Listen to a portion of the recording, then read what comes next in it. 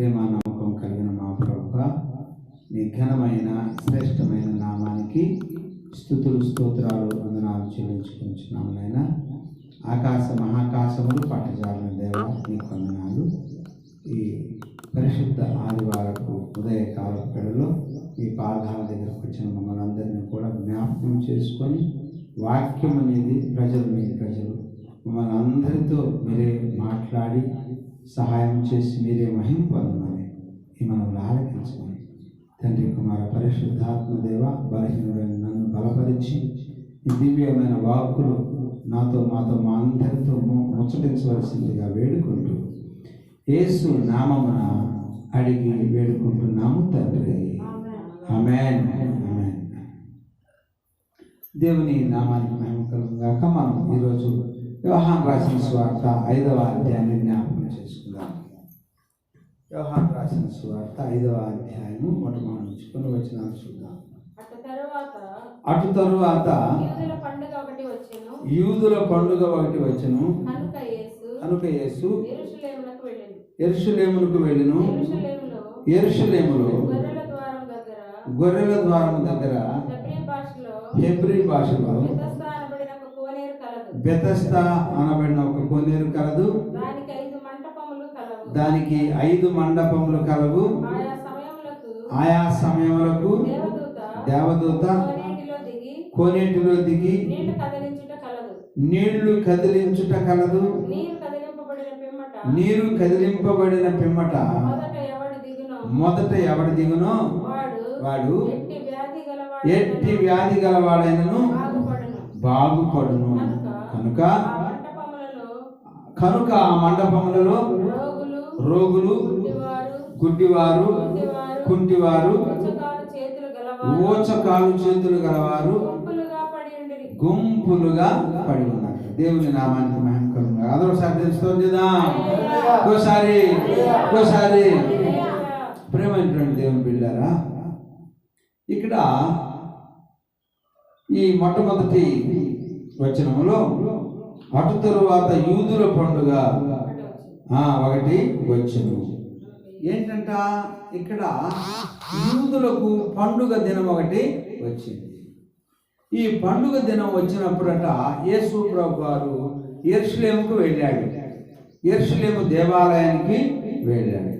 అక్కడ మరి ఆయన పండుగ చేసే ఆ సందర్భంలో అనుకోకుండా ఎవరు ఊహించని రీతిగా ఈ ఈ మండపం అనేటువంటిది ఎట్లుంటుందంటే, యెరూషలేముకి ఇది గొర్రెల ద్వారం. దాదాపుగా అనేక ద్వారాలు ఉంటాయి యెరూషలేముకి. చుట్టూ ప్రారీ ఉంటుంది. ఆ ప్రారీకి ఒక్కొక్క ద్వారం పేరు పెట్టారు. ఒకటి పెంట ద్వారం అని, గొర్రెల ద్వారం అని, మత్స్య ద్వారం అని, ఇలాంటి ద్వారాలు, ఇలాంటి పేర్లు పెట్టి కట్టారు. అయితే ఈ గొర్రెల ద్వారం దగ్గరంట మండపం ఉంది. ఈయనకి ఎందుకు వెళ్ళి ఉంటాడు ఆయన? అసలు ఒకవేళ పండుగ దినం కదా, పండుగ దినం కాబట్టి ఎందుకు వెళ్ళి ఉంటాడు అక్కడికి? ఒకవేళ ఎందుకు వెళ్ళి ఉంటాడు? పండుగ దినానికి వచ్చాడు ఆయన యెరూషలేముకి. ఎందుకు వెళ్ళి అంటే అక్కడ ఎవరు ఉన్నారంట? రోగులు ఉన్నారు. కుంటివారు, గుడ్డివారు, ఊచ చేతులు గలవారు కదా, అనేక మంది. అసలు అక్కడ ఆయా సమయాలలో దేవుని దూత వచ్చి ఆ కోనేటిలో నీళ్లు కదిలిస్తూ ఉండేదట. కదిలించినప్పుడు ఎవరైతే దిగుతారో ముందు వాళ్ళు బాగుపడాలి. మంచిది. మరి అసలు ఎందుకు యేసు ప్రభువు వారు వెళ్ళాడు? అక్కడ ఎవరికైనా ఒకళ్ళకి సహాయం చేద్దాం అనుకుని వెళ్ళాడు. ఎవరికన్నా ఒకళ్ళకి సహాయం చేయటానికి వెళ్ళాడు. అంటే ఆయా సందర్భాలలో పరలోకం నుంచి వచ్చి దేవదూత ఎప్పుడు ఎలాగైతే సహాయం చేస్తూ ఉందో, ఈయన కూడా ఆ విశ్రాంతి దినాన, ఆ పండుగ దినాన అసలు ఒక వ్యక్తికి సహాయం చేయాలనుకున్నాడు. వచ్చాడు, ఆయన సహాయం చేశాడు. ఇంకొకటి ఏంటంటే, ఇంకొక కోణంలో మనం చూడాలంటే, అసలు అక్కడ ఉండేదంతా పేదవారు, చాలా రోగులు. మరి ఇప్పుడు వాళ్ళకి భోజనం కావాలి కదా, భోజనం కావాలి. అక్కడ వాళ్ళు ఉన్నవాళ్ళు తెచ్చుకొని పెడుతూ ఉండేవారు. ఎక్కువగా ఏం జరిగేదంటే, ఇక్కడ యెరూషలేము దేవాలయంలో చాలా దూరం నుంచి వచ్చిన వాళ్ళు ఏం చేసేవాళ్ళు అంటే, అక్కడ భోజనాలు ఏర్పాటు చేసేవాళ్ళు. ఆ భోజనాలు తీసుకొని వెళ్ళి ఈ రోగులకు పెట్టేవాళ్ళు. మనం దాన ధర్మాలు చేస్తుంటాం కదా, ఎవరికి చేస్తాం? ఎవరన్నా కానీ వచ్చి అడుక్కునే వాళ్ళకు, బాగలేని వాళ్ళకి కదా, పేదలకి కదా, బాగలేని వాళ్ళకి చేస్తాం. అలాగే యెరూషలేములో యూదులు కూడా ఆ పండుగ దినాన ఒక పుణ్యాన్ని సంపాదించుకోవాలంటే 10 మందికి సహాయం చేయాలి. అనేక మంది గుంపులుగా ఉన్నారంట అక్కడ రోగులు. వాళ్ళని చూడాలని, వాళ్ళకి ఏదైనా సహాయం చేయాలని యేసుప్రభువు వారు వెళ్ళాడు. కొంత తిను పదార్థాలు కొంత సహాయం చేసినప్పటికీ కూడా అక్కడ ఒక్కసారి యేసుప్రభువు వారి నుంచి చూశాడు. చూస్తే మరి ఆయనకంట ఆ గుంపులుగా కూర్చున్న వాళ్ళలో ఆ కుంటివారు ఉన్నారు, గుడ్డివారు ఉన్నారు, ఓచశక్తులు గలవారు ఉన్నారు, అందరు ఉన్నారంట. ఆయన కన్నులంట ఒక వ్యక్తి మీదకి పోయాయి. ఎవరి మీదకి పోయాయి? ఒక వ్యక్తి మీదకి పోయాయి. ఆ ఒక్క వ్యక్తి చూస్తే మనం 8వ వచనాన్ని మనం చూస్తే ఇక్కడ అక్కడ 38 ఏళ్ల నుండి 5 నుండి చదువు. అక్కడ 38 ఏళ్ల నుండి 38 ఏండ్ల నుండి వ్యాధిగల ఒక మనుషుడు ఉండెను. వ్యాధిగల మనుషుడు ఒకడు ఉండెను. యేసు వాడు పడినట్టు చూచి వాడు అప్పటికి బహుకాలము నుండి ఆ స్థితిలో ఉన్నాడని ఎరిగి స్వస్థపడగోరుచున్నావా అని వాణ్ణి అడుగగా ఆ రోగి అయ్యా నీళ్లు కదిలింపబడినప్పుడు నన్ను కోనేటిలోనికి దించుటకు నాకు ఎవడూ లేడు గనుక నేను వచ్చినంతలో మరి ఒకడు నాకంటే ముందుగా దిగునని ఆయనకు ఉత్తరం ఇచ్చాను. చాలు అందరూ సార్ తెలుస్తాం కదా. ఇంకోసారి చాలా సార్లు ఈ కథ వింటా వచ్చాం కదా. అయితే ఈ పండుగ దినాన్ని యేసుప్రభువు వారు ఎవరికి వాళ్ళకి సాయం చేయాలని వచ్చాడు. కొంచెం శరీర సంబంధంగా తిను పదార్థాలు వాళ్ళకి యేసుప్రభువు వారు ఇచ్చి ఉండొచ్చు. అయితే యేసుప్రభువు వారు ఒక్కసారి అక్కడ చూస్తే అక్కడ ఉన్న వాళ్ళందరిలో ఇతను ఎలాంటి వాళ్ళంట? సీనియర్ రోగి. ఎన్ని సంవత్సరాలు? 38 సంవత్సరాలు. అంటే యేసుప్రభువు కంటే కూడా వయసు పెద్ద, దాదాపు 3 సంవత్సరాల 5 సంవత్సరాల 5 సంవత్సరాలు యేసుప్రభువు కంటే వయసు పెద్దవాడు. అప్పటి నుండి కూడా ఇంకా తగ్గిన వాళ్ళందరూ వస్తున్నారు, పోతున్నారు, వాళ్ళకి బాగోగులు చూస్తూ ఉన్నారు. ఇతను అంటున్నాడు కదా, సాక్ష్యం ఇస్తున్నాడు, నాకు ఎవరు సహాయం చేసేవాళ్ళు లేదు. అంటే ఎవరు సహాయం చేసేవాళ్ళు లేదంటే అసలు ఎవరు లేరా? ఒకవేళ నాకు ఎవరు సహాయం చేసేవాళ్ళు లేదని తన నోటి మాటలతో చెప్తున్నాను. నేను దిగుదాం అనుకున్న లోపల ఇంకొకళ్ళు వచ్చి దిగుతామన్నారు. ఎలా చేయాలి? అయితే ఏది ఏమైనప్పటికీ కూడా యేసుప్రభువు వారు ఆ రోజు ఈ వ్యక్తిని బాగు చేయాలనుకున్నాడు. కొంచెం సహాయం చేశాడు, సొమ్ముని కొంచెం భోజన పానీయాలను సహాయం చేశాడు. ఆ రోజు ఈ వ్యక్తిని బాగు చేయాలని ఆ పండుగ దినాన అక్కడికి వచ్చాడు. ఈ 38 సంవత్సరాల నుండి అక్కడే మండపంలో పడుకున్న ఆ వ్యక్తిని నీ పరుపెత్తుకొని నీవు లేచి నడు అన్నాడు. ఈ పండుగ టైంలో యేసుప్రభువు వారు అతనికి స్వస్థతనిచ్చాడు, ఆరోగ్యాన్ని ఇచ్చాడు. అతను వెళ్ళిపోయాడు. సరే, పండుగ. ఈరోజు మనం పండుగను గురించి మాట్లాడాలి. పండుగ అసలు ఆదివారం అంటే ఏంటి? ఆదివారం అనేటువంటి దినం ఏం దినం అంటే మనకి పండుగ దినం. ఆదివారం అనేటువంటిది మనకు పండుగ దినం. ఈ పండుగ దినంలో ఒకసారి మనం గమనించినట్లయితే ఒకసారి లేవియా కాండాన్ని చూద్దాం. మనం లేవియా కాండం 23వ అధ్యాయము 1వ వచనంలో ఏం చెప్తుందో చూద్దాం. ఇక్కడ ఈ పండుగ, ఈ దినం, ఈరోజు పండుగ. ఈరోజు కూడా ఒక పండుగ మనకు కదా. ఏం పండుగ చెప్తారా? ఈరోజు పండుగ కదా. ప్రజలందరూ బాగా రెస్ట్ తీసుకునే పని, ఆనందంగా ఉండే పని, బాగా అన్ని శుభ్రం చేసుకొని మంచి పిండి వంటలు చేసుకొని ఈరోజు చదువుతారు కానీ ఈరోజు నిమ్మలంగా ఉండాలి. అంటే సంవత్సరం అంతా నిమ్మలంగా ఉంటాం. ఒకవేళ ఈరోజు తొందరపడి పని చేసామనుకోండి, ఏం జరుగుతుంది? రోజు ఆ పని, ఆ కష్టము మనకు తప్పదు అని భావించి మనం ఏం చేస్తాం? ఈరోజు రెస్ట్ తీసుకుంటాం కదా. ఈరోజు ఒక పండుగ. సరే, ఇప్పుడు చూద్దాం. లేవియా కాండాన్ని చూద్దాం సార్. లేవియా కాండం 23వ అధ్యాయం 1వ వచనం చూద్దాం. ఇక్కడ ఏం రాయబడింది? లేవియా కాండము 23వ అధ్యాయము మొదటి నుంచి చూద్దాం, 1-2 వచనాలు చూద్దాం. మరియు యెహోవా మోషేకు ఇలాగ సెలవిచ్చెను, నీవు ఇశ్రాయేలీయులతో మీరు చాటింపవలసిన యెహోవా నియమ కాలములివే. ఈ కాలములయందు మీరు పరిశుద్ధ సంఘములుగా కూడవలెను. ఆయా నియామక కాలములయందు ఇవి 6 దినములు పని చేయవలెను. వారము 7వ దినము విశ్రాంతి దినం. చాలి అందులో సార్ తెలుసుకోవాలి కదా. మనం ఒక విషయం చెప్తున్నాం, ఈ పక్షవాతం వ్యక్తి గురించి చెప్తున్నాం కదా. ఆ వ్యక్తిని బాగు చేశాడు, యేసు ప్రభువారు వచ్చారు. ఆ పండుగ దినం అది. ఇప్పుడు ఈ రోజు ఏం దినం? ఈరోజు ఆదివారం. ఎవరికి పండుగ దినం అంటే ప్రభువుని నమ్మిన వారికి. లేక ఈ దినము యెహోవా దేవుడు, తండ్రి అయిన యెహోవా దేవుడు మనకు జ్ఞాపకార్థమైన పండుగ దినంగా ఇచ్చాడు. ఇది ఆదివారం అంటే మనకు ఒక గొప్ప పండుగ, సంతోషకరమైన దినం. ఈ దినంలో మనం ప్రభువుని స్తుతించాలి, ప్రభు ద్వారా వచ్చేటువంటి దీవెనలు తీసుకోవాలి. కాబట్టి ఇక్కడ మోషే ప్రవక్త ద్వారా యెహోవా దేవుడు చెబుతా ఉన్నాడు, వారం మనకు నియమించినటువంటి కట్టడలను మనం ఆచరించాలి.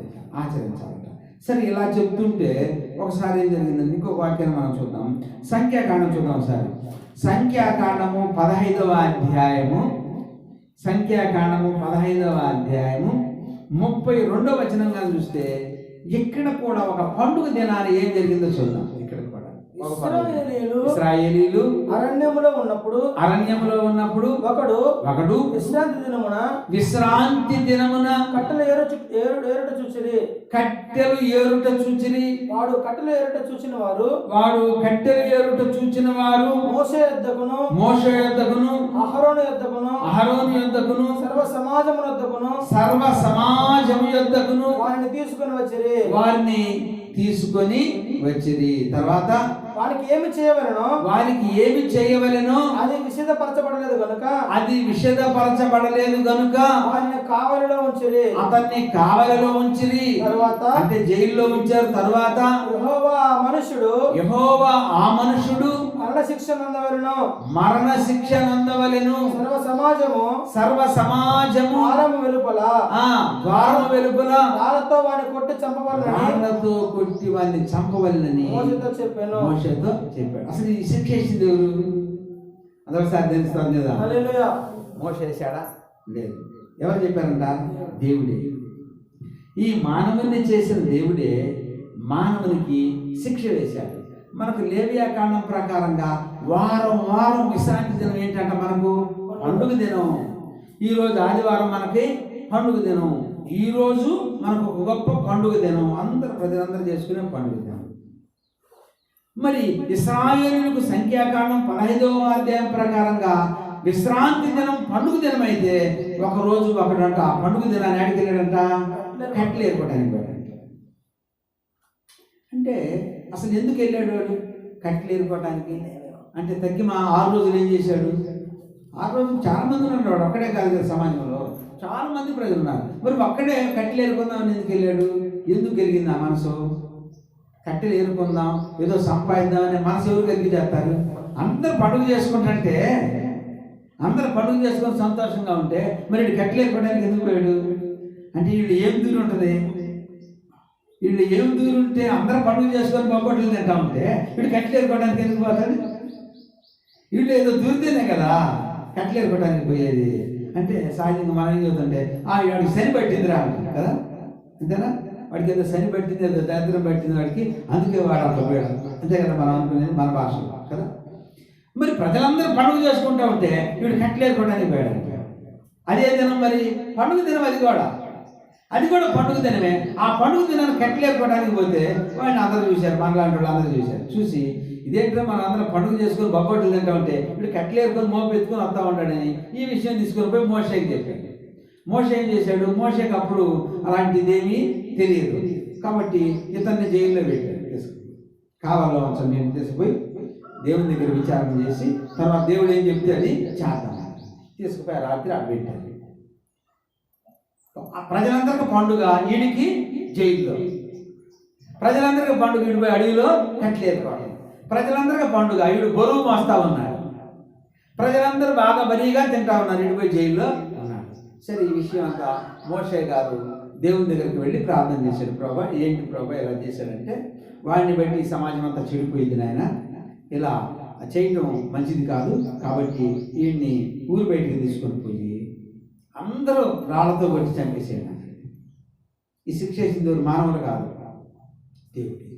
మానవుడిని ఎవరైతే చేశారో ఆ దేవుడే ఈ శిక్షను అమలు చేయమని మోషే ప్రవక్త ద్వారా చెప్పాడు. ఇప్పుడు చదువుకున్నాం కదా, మనం అర్థమైంది కదా, చదువుకున్నాం సంఖ్యాకాండం. దేవుడే చెప్పాడు రాళ్ళతో కొట్టమని. ఒక పక్క అందరూ పండగ చేసుకుంటుంటే వీడు కట్లకి పోవటం, జైల్లో పడటం, రాళ్ళు తీసుకొని కొట్టి చంపించుకోవడం. ఏం బాగుంటుంది? ఏమైనా బాగుంటుందా? ఏం బాగుంటుంది. అందరూ పండగ చేసుకొని కొత్త బట్టలు వేసుకొని బొబ్బట్లు తింటా ఉంటే వీడికేం కర్మ? వీడికి అది దరిద్రం పెట్టే ఉంటుంది కదా ఖచ్చితంగా. అందుకే వీడు కట్టెలు ఎరుకోవడానికి పోయాడు. ఆ పరిశుద్ధ దినము, దేవుని దినము, దేవుడు ఏర్పాటు చేసిన దినము, ఆ దేవుని సన్నిధిలో ఉండవలసిన దినము, ఆ కొత్త బట్టలు వేసుకొని ఉండాలి, మంచి మంచి వంటలు తినాలి. అలాంటి వాడికి దరిద్రం పట్టకపోతే కట్టెలకు పోతారు ఎవరన్నా. అది దేవుని మాటను మీరడం, దేవుని ఆత్మను మీరడం. దేవుడు చెప్పాడు వారం వారం ఏంటంట, వారం వారం పండుగ, నా పండుగలో రండి, పాల్పొంగులు పొందండి, ఆనందంగా ఉండండి. చూచారా, దేవుడిచ్చిన ఆజ్ఞను మీరితే ఈ ఒక్కడు మీరాడు కాబట్టి ఈ ఒక్క వ్యక్తికి రాళ్ళు తీసుకొని కొట్టండి, చంపండి అని శిక్ష వేశాడు. అని కొట్టి చంపేసేసాడు. కింద వచ్చిన చదివితే చంపేశాడు, రాళ్ళు తీసుకొని కొట్టి చంపేసేసాడు.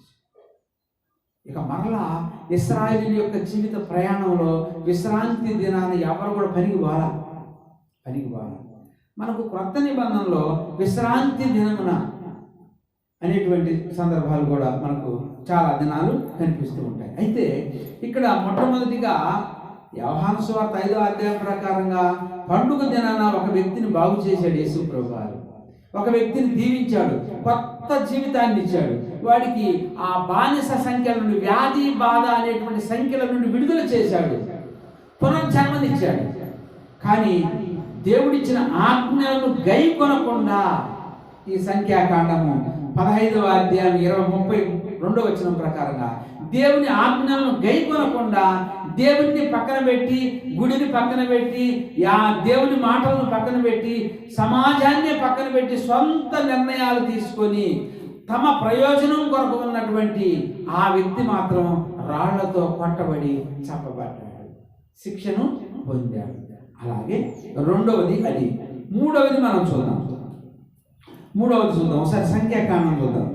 మూడవది సంఖ్యాకాండము 15వ అధ్యాయము 26వ వచనం చూద్దాం. ఇక్కడ ఏం రాయబడింది? మూడవది సంఖ్యాకాండము. అప్పుడు ఇశ్రాయేలీయుల సర్వ సమాజమేమి వారి మధ్య నివసించు పరదేశి ఏమి క్షమాపణ నందును. ఏలయనగా ప్రజలందరూ తెలియకయే దాని చేయుట ప్రశ్నించెను. ఒకడు పొరపాటున పాపం చేసినడలా వాడు పాప పరిహారత బలిగా 7 ఆడు మేక పిల్లలను తీసుకొని రావాలను. ఇప్పుడు మీరు నేను చెప్పింది సంఖ్యాకాండం 15వ అధ్యాయం 26వ వచనం సంఖ్యాకాండం చదువుతున్నారా? అదే కదా ఇందాక మనం రాళ్ళు తీసుకుని కొట్టింది. అదే చాలా. ఇక్కడ మనం సంఖ్యాకాండం తీసుకున్నాం. సరే, క్రొత్త నిబంధనలకు వద్దాం. క్రొత్త నిబంధనలో యోహాను సువార్త 9వ అధ్యాయము 7వ వచనం చూద్దాం. 9వ అధ్యాయం 7వ వచనం చూద్దాం. యోహాను సువార్త ఇక్కడ ఏం రాయబడిందంటే, ఇక్కడ ఆయా సమయములలో నీళ్లు కదిలించబడినప్పుడు నీవు సిలోయము కొనేటికి వెళ్ళి అందులో కడుక్కొనమని చెప్పాను. సిలోయమును మాటకు పంపబడిన వాడని అర్థము. వాడు వెళ్ళి కడుగుకొని చూపు గలవాడై వచ్చాను. అందరూ సారి తెలుసుకోండి కదా.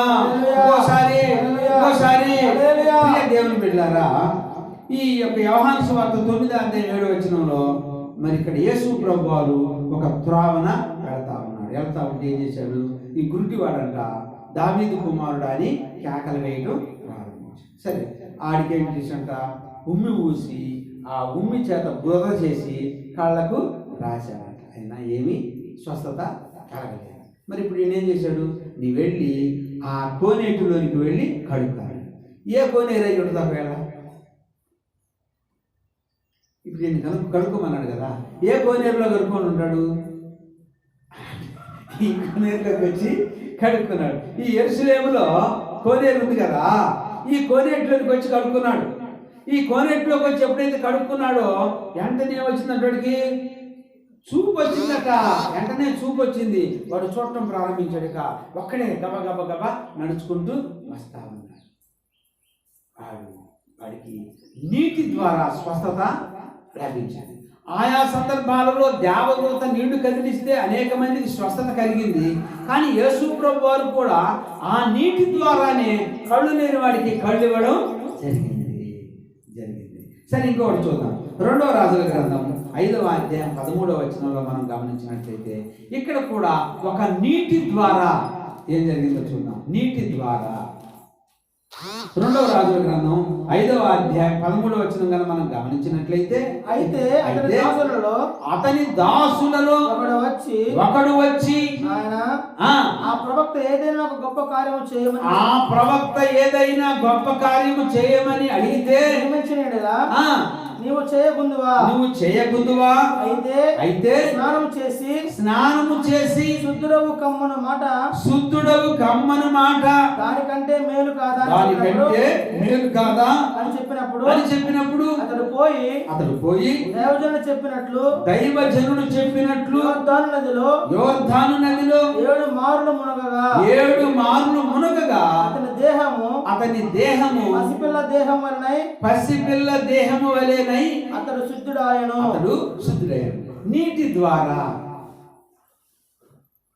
నీటి ద్వారా బెతెస్దా కోనేటిలో దేవదూత నీళ్లు కదిలించినప్పుడు దిగినవాడు స్వస్థత కలిగింది. రెండవది, యేసు ప్రభు వారు కళ్ళకు బురద రాసి కోనేటిలోకి వెళ్ళి కడుక్కోమన్నప్పుడు ఆ కోనేటిలోకి వెళ్ళినప్పుడు నీళ్ల ద్వారా కడుక్కున్నప్పుడు వాడికి చూపు వచ్చింది.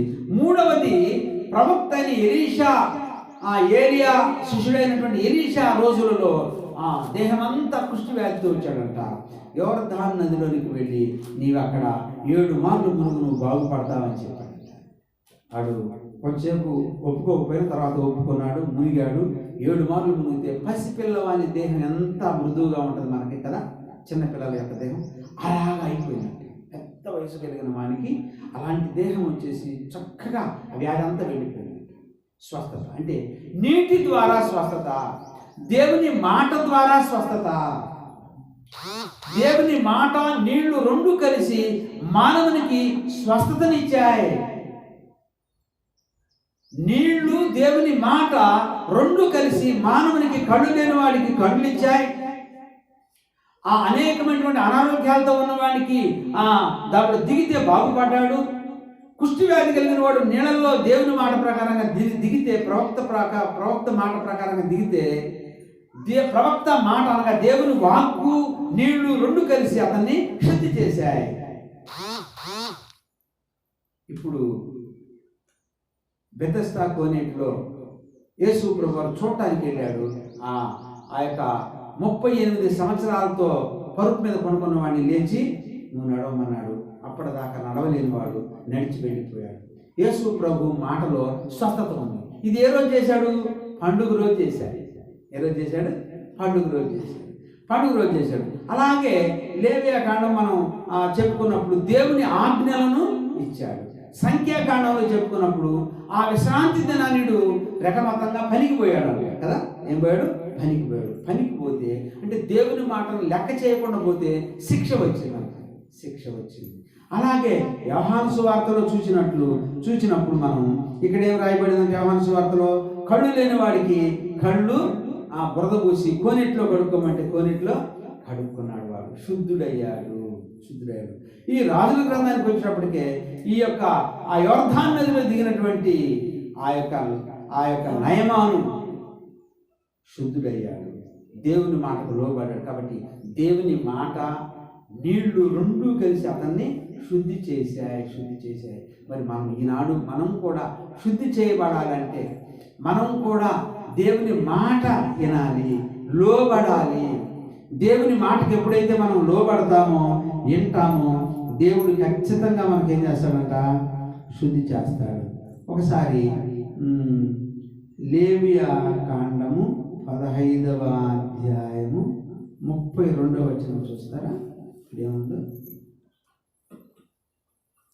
లేవియా కాండం 15వ అధ్యాయము 32.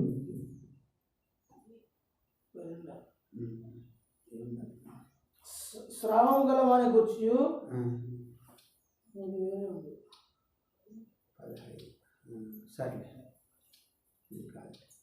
సరే, అయితే ఈ మధ్యాహ్న కాలపడిలో మనం దేవుని వాక్యాన్ని జ్ఞాపకం చేసుకుంటూ మనం ముందుకు వెళ్తాం.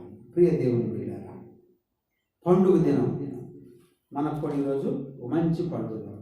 ఆదివారం మనకు పండుగ దినం, ఆదివారం విశ్రాంతి దినం. ఆ దేవుని మాటలు అంటే దేవుణ్ణి నమ్మిన తరువాత ఆయన మాటలను మనం లెక్క చేయకపోతే ఏమంటాడంటే, ఐగుప్తీయులకు వచ్చినటువంటి తెగుళ్ళు మీ మీదకి రానియను అంటాడు. ఈ ఐగుప్తీయుల మీదకి ఏం పంపించాడంటే తెగుళ్ళు? 7 రకాలైన తెగుళ్ళు, లేక 11 రకాలైన తెగుళ్ళు వచ్చేసాయి. వాళ్ళ మీద జబ్బులు వచ్చేసాయి, వ్యాధులు వచ్చేసాయి, పంటల మీద తెగుళ్ళు వచ్చేసాయి. వాటన్నిటి ద్వారా వారు ఇసికి వేసారిపోయారు, చాలా బాధపడ్డారు. కాబట్టి వాటన్నిటి నుండి మనం విడిపించబడాలి అంటే, వాటన్నిటి నుంచి మనం తప్పించబడాలంటే మనం ముఖ్యంగా ఎవరి మాట వినాలంట? దేవుని మాట వినాలి. విశ్రాంతి దినాన్ని మనం జ్ఞాపకం చేసుకోవాలి. విశ్రాంతి దినం పండుగ దినమని మనం భావించాలి. ఆ పండుగ దినాన మనం ఆ పరిశుద్ధమైనటువంటి దేవుని మాట వినినట్లయితే చక్కగా మనం దీవించబడతాం, దేవుని మాటలకు లోబడతాం, దేవుడు మనల్ని దీవిస్తాడు. లేనట్లయితే దేవునికి అవిధేయతగా మనం జీవిస్తాం, పండుగ దినాన కొట్టబడతాం, పండుగ దినాన చెరసాల్లో వేయబడతాం, పండుగ దినాన తీర్పు పొంది దేవుని ద్వారా ఒక గొప్ప ఉగ్రత ఆ పని చేసి రాళ్లతో కొట్టి చంపబడిన వాళ్ళలాగా అలాంటి కఠినమైన బాధలు, అలాంటి కఠినమైన శ్రమలు మన మీదకు వస్తాయి. దీన్ని జ్ఞాపకం చేసుకుంటూ ప్రభువు ఏర్పాటు చేసిన ఆదివారం దినం దాన్ని జ్ఞాపకం చేసుకుంటూ అది పరిశుద్ధంగా మరి పండుగ ఆ పండుగ దినంలో మనం పాలు పంపులు పొందినట్లయితే దేవుడు మన సంఘాన్ని దేవుడు మనకు దయచేయును గాక. దేవుడి కొద్ది మాటలు దీవించును గాక. ఆమేన్. ప్రార్థన చేసుకుందాం. పరిశుద్ధుడైన ఓ తండ్రి, నీకు వందనాలు నాయన. లోక పాపమును మోసుకొని పో దేవుని గొర్రె పిల్ల, నీకు వందనాలు. ఈ పరిశుద్ధ ఆదివారం దినమందు ఒక గొప్ప పండుగ రోజు మేము జరుపుకుంటున్నాం. అలాగే యెరూషలేములో కూడా ఒక గొప్ప పండుగ జరిగింది, నీకు వందనాలు. ఆ పండుగ దినాన మరి చాలామంది నాయన నీకు వందనాలు స్వామి. ఆ పండుగ దినాన మరి మేము ఎంతగానో నిన్ను స్తుతిస్తూ గణపరుస్తూ మహిమపరుస్తూ ఉన్నాం. అలాగే మా జీవితాల్లో, మా కుటుంబాల్లో ఆ పండుగ దినాన్ని జ్ఞాపకం చేసుకోవడానికి నీ కృప, నీ కాపుదల, భద్రత మాకు అనుగ్రహించవలసిందిగా వేడుకుంటూ ఈ యొక్క మధ్యాహ్న కాలపు దీవులతో నింపి నడిపించండి నాయన. నీటి ద్వారా స్వస్థనిచ్చావు ప్రభువా. మరి నాయన నీ వాక్కు నీరు కలిసి మానవుని స్వస్థనిచ్చింది ప్రభువా. అలాగే మీరు వాక్కులను ఇచ్చారు, ఆజ్ఞలను ఇచ్చారు. ఆజ్ఞలను మీరితే మీకు రకరకాల జబ్బులు వస్తాయని సంఖ్యాకాండంలో 15వ అధ్యాయం 32వ వచనంలో చెప్పినట్లుగా ఆ వ్యాధులు పట్టి పీడిస్తాయి, ఆ జబ్బులు మిమ్మల్ని పట్టి పీడిస్తాయి అని చెప్పినట్లుగా ఆ జబ్బుల నుంచి మేము విడిపించబడాలి అంటే మరి మీ వాక్కులు వింటూ భయపడుతూ మీ వాక్కులను మిమ్మల్ని గౌరవిస్తూ ముందుకు పోవడానికి మీ కృప, మీ కాపుదల, మీ భద్రత మాకు అనుగ్రహించవలసిందిగా వేడుకుంటూ మధ్యాహ్న కాలపు దీవెనలతో నింపి నడిపించండి. ఇన్న వాక్యం మా హృదయాల ఫలింప చేసి దీవించమని యేసు నామమున అడిగి వేడుకుంటున్నాము తండ్రి. ఆమేన్. ఆమేన్.